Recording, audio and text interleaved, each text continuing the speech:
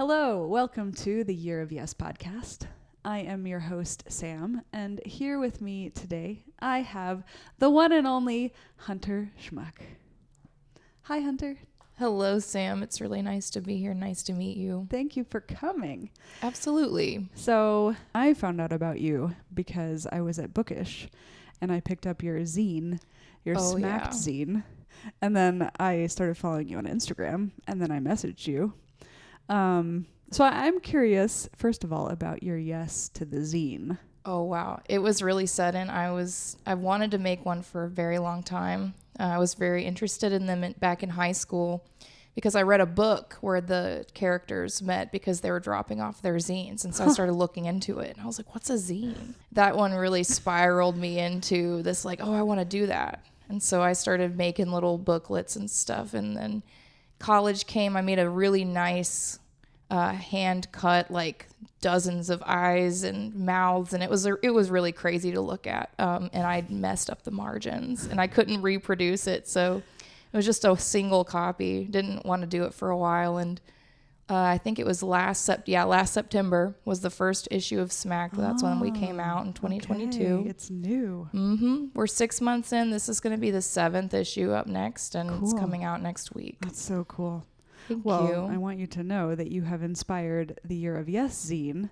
Oh my goodness. That is theoretically going to come out quarterly. Oh, that's awesome. And have anyone who has signed up for the Yes community, they have the potential. I mean, really anyone can submit something to it. Absolutely. But this is all because of you and Smacked. Oh my gosh. That is, it's like really flattering because I don't take compliments well, and so I never know what to say. I'm just sitting there like, oh, thank you, and I feel so lame whenever I answer people because I really am like super flattered and like grateful for all the kind words people have given me. I'm just always like, oh. Tell everyone where you're living. I live in Spiro. I've actually lived on the same property my whole life on a farm. Yeah, we've got lots of animals. That's in Oklahoma, people. Oh, yeah, Spiro, Oklahoma. So the reason I'm over here in Fort Smith all the time is because it's only about 15, 20 minutes, depending on where you want to go. So not too bad. And, it's got everything you need. So, well, somewhat. That's debatable. Yeah, but I kind of want to leave. From Fort Smith, Arkansas. Okay, so tell me about an influential yes in your life. I was like thinking about this a little bit. And honestly, it took me a long time to say yes to me because I was so dependent on my family. Like, I still live at home, not like in my family's house. I live in my own house, but, it's like I live next door. I was very sheltered as a child, and then I started to rebel in high school and then in college especially, and so they thought I was, like, really different. But in reality, I was just saying yes. I was like, I can pierce my face. I can get tattoos because I always wanted it. I was kind of a punky little person in high school. I wasn't like emo. I wasn't allowed to be fully anything. I just had to work with what I had. And so I was like, I had all these things I wanted to do. And in terms of self-expression, politics, I came out as a Democrat. I was like, I put it in my senior scrapbook. I was like, I'm voting for Hillary. And then I voted for Bernie. And then I voted for Hillary again. We did get two chances to do that. I did. I voted for both. It was great. I was like, this is awesome. And then I don't know, I've just had so many things changed for myself. Like, I went on my very first solo vacation last year to Italy for 3 weeks. Oh my gosh. Never been anywhere alone. Like, I'd been to nearby cities like Oklahoma City, Norman, I've been around, but I hadn't been on a big road trip alone, hadn't done anything. So I was just thousands of miles away. My family was having heart attacks. They were like, my grandpa said I cried every single day. And I was like, don't tell me that. Like, it's not my fault that you're crying every day. I'm very responsible. I'm mostly responsible, I should say. I had some crazy times while I was over there, but I'm like, you have to, if you're in Italy, you have to have a crazy time. Sure. That's so interesting. Okay. So what made you decide to do it on your own? What made you decide to do 3 weeks? And what made you decide to do Italy? I wanted to feel alone. I wanted to feel like separated. I had never just fully had time to myself. Okay. Never had like a time when I could just choose everything, because family vacations, even when I was old enough to choose things on my own, like an adult, my dad was like, if you leave without me, I'm taking us all home. And I'm like, I'm 22. I need to stop going on family vacations and start going on my own. And it's expensive, but like, yeah, totally. It's so worth it. The reason I decided to go to Italy for 3 weeks was mainly because I'd always wanted to go to Europe.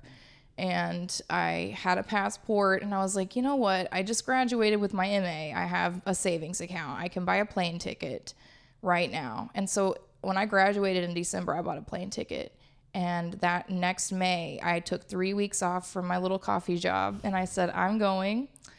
It was awesome. I just woke up every day and did what I wanted. And so like that had never happened to me before. So even now as an adult, I have jobs and side gigs, and I have lots of people in my life. So I have a lot of responsibility, like not like a burden, but like I have relationships to maintain with all my friends and loved ones. Yep. It's one of my favorite things I've ever done in my life. Okay. So why Italy? Italy itself, I've just always wanted to go there. The food, first of all, I'm a foodie. I love food. After this, I'm going to go to Vinny's Pies and get a big greasy pepperoni slice with the honey bear drizzle. But I love Italian food, and I absolutely loved ancient Rome and Grecian culture. Okay. I loved reading about it as a kid. I loved ancient Egypt. I had all these little books with all the ancient artifacts in them. I went to almost every museum you could imagine. I just threw weeks of just museum hopping. The Vatican, I stayed in the Sistine Chapel for an hour and a half. Sweet. It was awesome. They literally kicked my group out. We were the last group of the night, and they said, y'all need to leave. Like, and I was just like, I could sit here all day. I could lay in the floor if they'd let me. They wouldn't let you lay in the floor. Mostly to the history. I don't know. It's always been very interesting to me.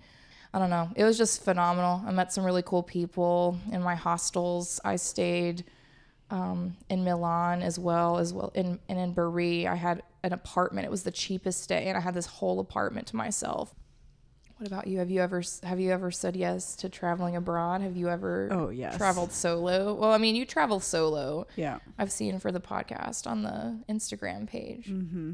But where have you traveled solo? I wanted to ask you a question. So my first yes, like not overseas, but out of the country was Mexico. But I don't know if that counts. Oh, it counts. It's Mexico. I've never been to Mexico. Okay, then it counts. It counts. And then there was, when I was in college, I went to Thailand. Ooh. With a friend. And then my senior year of college, I said yes to studying abroad in Italy. Ooh, that's awesome. Yeah, it was incredible. So was it the whole year? No, just the summer. Oh, that's still beautiful. Yeah. It's so wonderful. Yeah. So we were in Rome, Venice, and Florence. Oh, I didn't see either of those other two cities. I'm jealous. Rome was my favorite. I haven't seen Milan. Milan is like the New York of Italy. I loved what I saw. I went up there to see the Wes Anderson's bar. It's called Bar Lucha. Okay. He designed it. He's been there 3 times. Oh, interesting. But I went 7 hours out of my way just for that. What? What was it like? Him. Oh, I didn't get to meet him. No, what was the bar like? Oh, it was fantastic. I took so many pictures. I had breakfast and lunch there. They had 2 different menus. Oh, yeah. The most beautiful sandwich I've ever seen. I've watched him make my drink with my lunch. It was a Sazerac. I was like, what? The man was like making magic happen. I thought you meant Wes Anderson made your drink, and I was going to be very jealous. I wish Wes Anderson would have made my drink. I wish that I would have sat down and looked over at him be writing something. Right? But one of the waiters showed me his picture on his background, and it was him and Wes Anderson. And I was like, he's like, he's very nice. And I'm like, oh, of course he is. Did the inside look like the set of a Wes Anderson movie? Oh, it definitely did. It was all very like, you know how it's timelessly retro. Mm-hmm. It's just any era. You can't pin it. You can't figure out when it's supposed to be, and he doesn't want you to. It's just whatever it needs to be. Yeah. And everything just looked so beautiful. What did you study in school? Art. Art. Yeah. Oh, that's phenomenal. What a place to study art. Yeah. Oh my gosh. What's your favorite museum that you saw over there? I know you have one. I mean, I don't have a favorite. Everything was just incredible. Everything was incredible. Oh, yeah. I can't even pick a favorite because it was like one incredible old thing to another incredible old thing that I had read about in books and seen slides of. But now I was seeing it in person. In real life. In person. Like all of Rome. Oh, yeah. All of Italy is a museum. You're like, that's that thing. The entire Italian country is my favorite museum. Oh, yeah. The people, down to the old men just singing as they walk down the street. I'm like, this is what I wish everywhere was like. They're all so nice too. Like, and the food is amazing. Oh my God. I cried whenever I was like home for about a week. Are there any other influential yeses that you want to talk about? Yes. So, there are a few, and most of them have to do with university life because I was very shy. Where did you go? I went to University of Arkansas here in Fort Smith, and then I went to Northeastern State University in Tahlequah for my master's degree. Okay. So I had two different little niches. Now, master's program, I started whenever, it was like right before COVID. And so the second, like my first semester was in person. I lived there. I taught composition.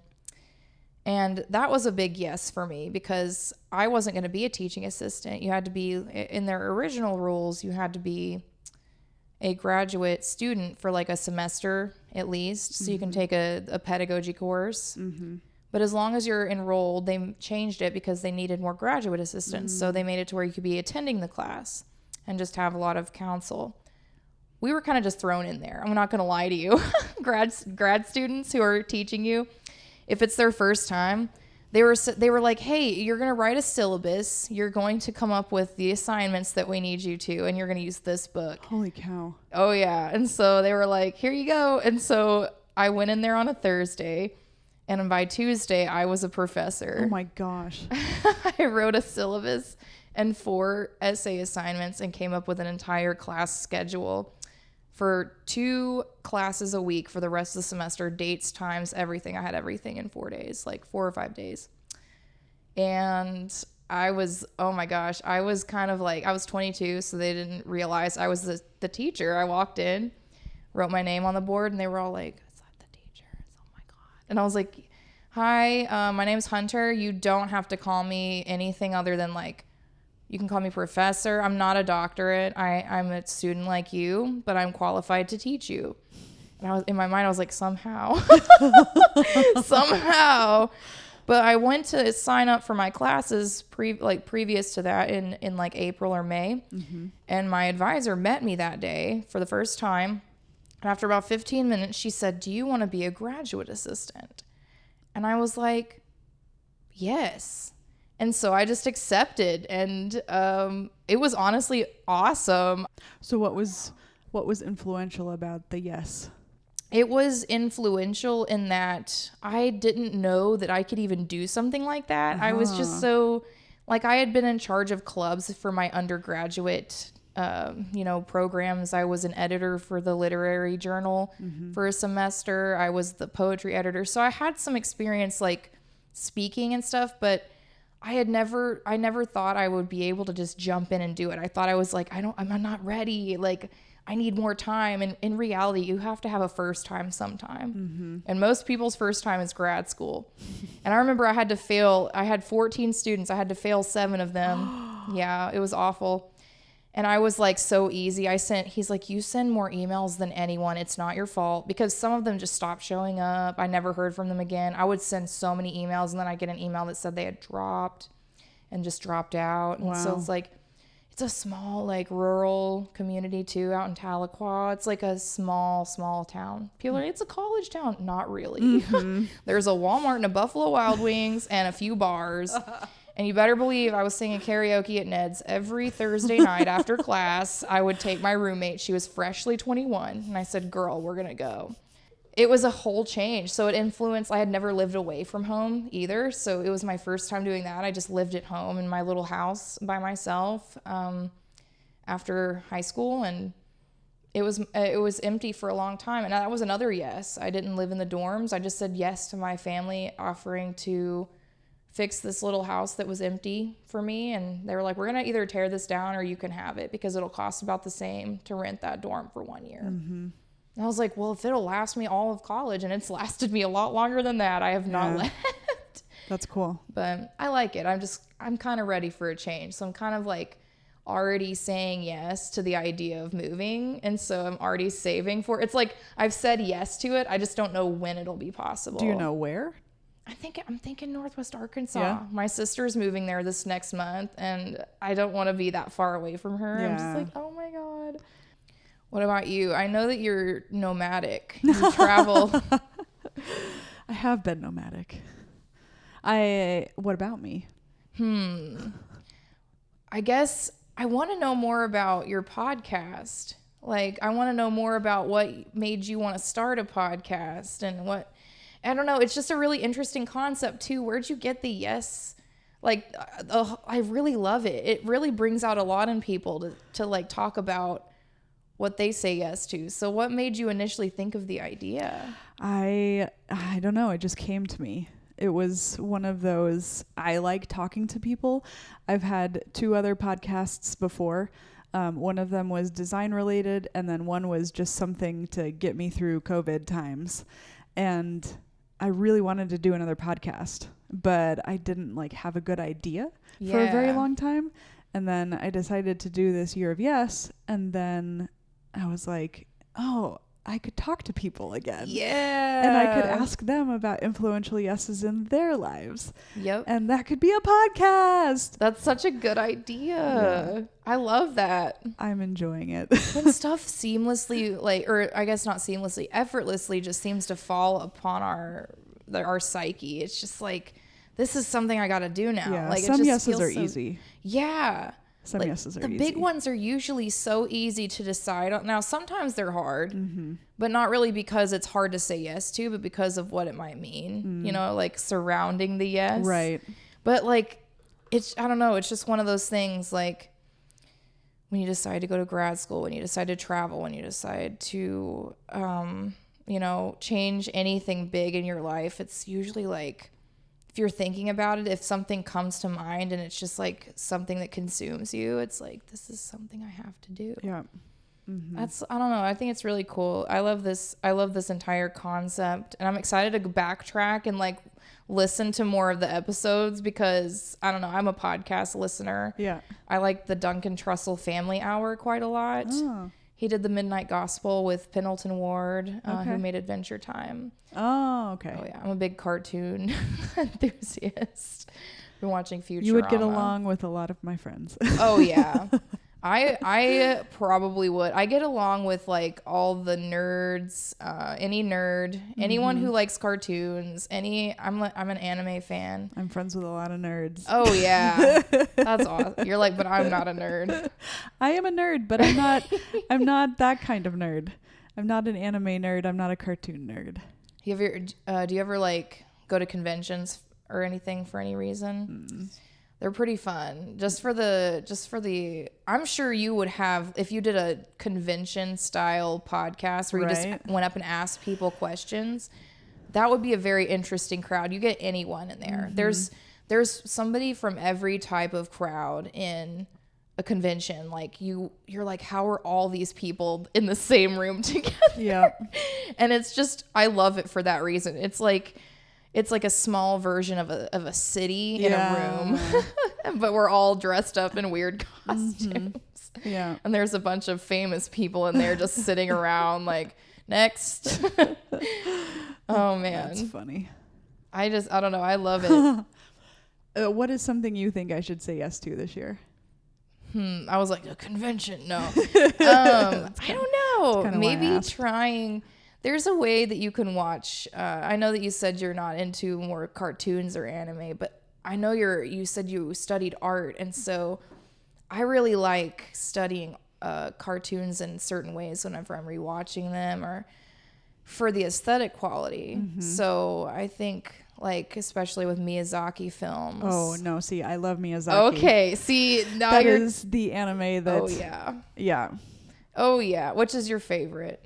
Howl's Moving Castle. Oh, that is literally so good. That's between that and Kiki's delivery service for me. So I would say maybe try something cult classic.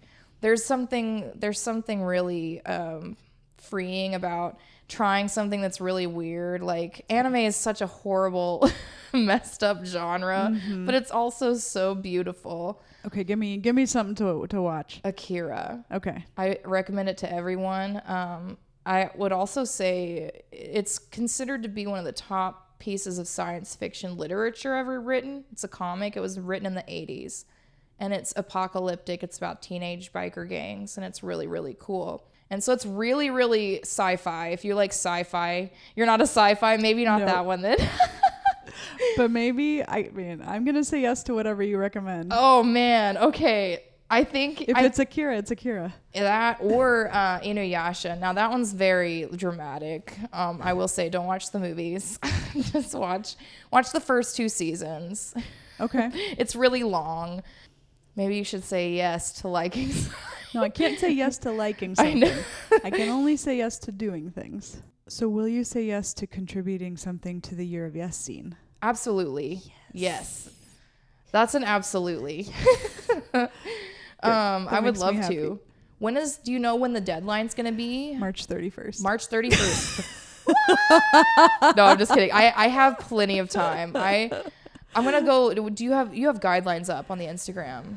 Yeah, I mean, okay, they're very loose. Very loose. Okay, cool. I'm gonna find some stuff because I also have short fiction. I have letters, like things that I haven't looked at in a while. I'd like to dust something off and make it look nice. And I don't know. There's stuff that I've submitted that was really old recently, and I'm like, I don't have to devalue my old work. Honestly, some of my older work is better than some of the stuff I've been writing. I'm like writing a lot of forlorn, like love poetry. I want to ask you, are you going to contribute anything to your Yes zine that is your personal work? Awesome. Okay. Yeah. I'm not sure what yet, but yes. Okay, awesome. Definitely a playlist. Oh, heck yes. I love a good playlist. I'm excited for that because, like, especially when other people who I've, like, that's something we should do. Do you have Spotify or a different? Okay. I'm going to send you a link because I like to do blends with people. Oh, yeah. And so we should do a Spotify blend. Definitely. Because that's something everybody should say yes to. That's what I'm going to tell the audience is if you haven't done a Spotify blend, it's effective when you're meeting people in any context whatsoever. I've met concert going friends that I've never known before, and we just met in the line and ended up becoming really good friends. And our blends are always I love that idea. It's great. Have you ever made one? Yeah, but just with like 2 of my closest friends. Oh yeah, I've done it with my best friend. Not with like acquaintances or like strangers. It's really a good way to get to know people. That's interesting. Because then you have talking points. You're like, why do you like this? Yeah. Oh, well, it stems from my post-punk this and that. And it's like, oh, okay, cool. So you like Susie and the Banshees, and you like, just anything. Cranberries. I like that idea a lot. Yeah. I love the cranberries. Oh, yeah, me too. Oh, my gosh. Okay, so everyone needs to say yes to a blend. Okay, yes, absolutely. Say yes to a blend. Honestly, too, like, say yes to trying new things, even if you're discouraged. That is something that can lead you to saying yes to something better. So that's what I'm trying to remember. There's stuff like, I want a better job. I want to work in a school. I want to do all these things. And I'm like, it'll come.